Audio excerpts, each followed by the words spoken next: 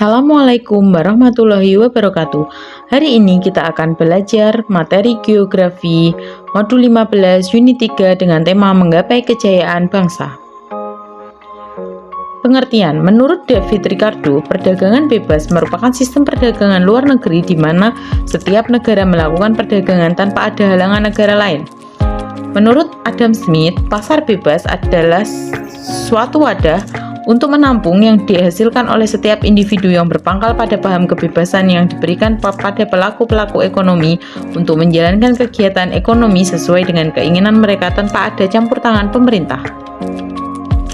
Di sini kita akan membahas materi mengenai pasar bebas. Ciri-cirinya yaitu yang pertama, alat dan sumber produksi diatur oleh individu. Yang kedua, adanya pembagian kelas pekerja atau buruh dan pemilik modal. Yang ketiga, persaingan optimal profit.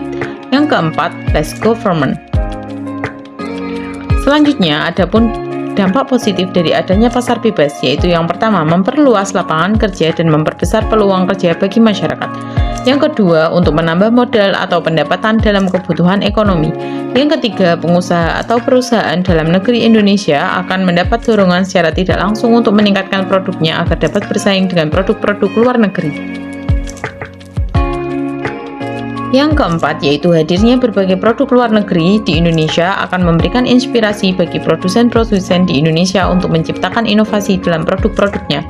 Yang kelima, membuka kesempatan kerjasama antar negara yang luas dalam bidang ekonomi. Selanjutnya, adapun dampak negatifnya, yaitu yang pertama, kegiatan produksi dalam negeri dapat meningkat secara kuantitas dan kualitas. Yang kedua, menambah devisa negara melalui biaya masuk dan biaya lain atau ekspor dan impor. Melalui impor, kebutuhan dalam negeri dapat terpenuhi. Dan yang keempat, mendorong pertumbuhan ekonomi suatu negara, pemerataan pendapatan masyarakat, dan stabilitas ekonomi nasional. Yang kelima, mendorong kemajuan ilmu pengetahuan dan teknologi dalam negeri. Adapun kelanjutannya yaitu sebagai berikut.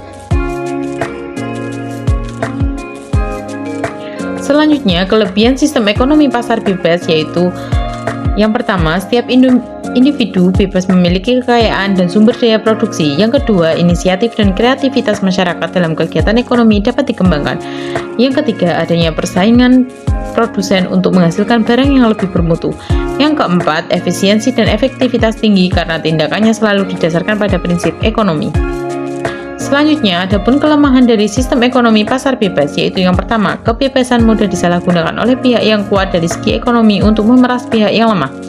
Yang kedua, persaingan untuk merebut pasaran dapat mendorong terbentuknya monopoli, kolusi usaha, dan konglomerasi yang mengancam pengusaha lemah. Yang ketiga, munculnya kesenjangan yang semakin besar antara golongan ekonomi kuat dengan yang lemah. Yang keempat, perekonomian mudah terguncang ketidakstabilan.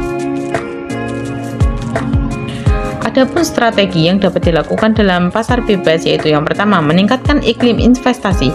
Yang kedua, industrialisasi memanfaatkan sumber daya alam. Yang ketiga, meningkatkan bidang pariwisata. Yang keempat, reformasi birokrasi disempurnakan. Strategi di bidang sumber daya manusia dalam menghadapi pasar bebas. Yang pertama, dapat menanamkan nasionalisme dengan mengutamakan penggunaan produk dalam negeri. Yang kedua, membuka lapangan kerja di bidang perikanan dan kelautan. Yang ketiga, menyiapkan tenaga kerja untuk mengisi kebutuhan tenaga kerja di luar negeri.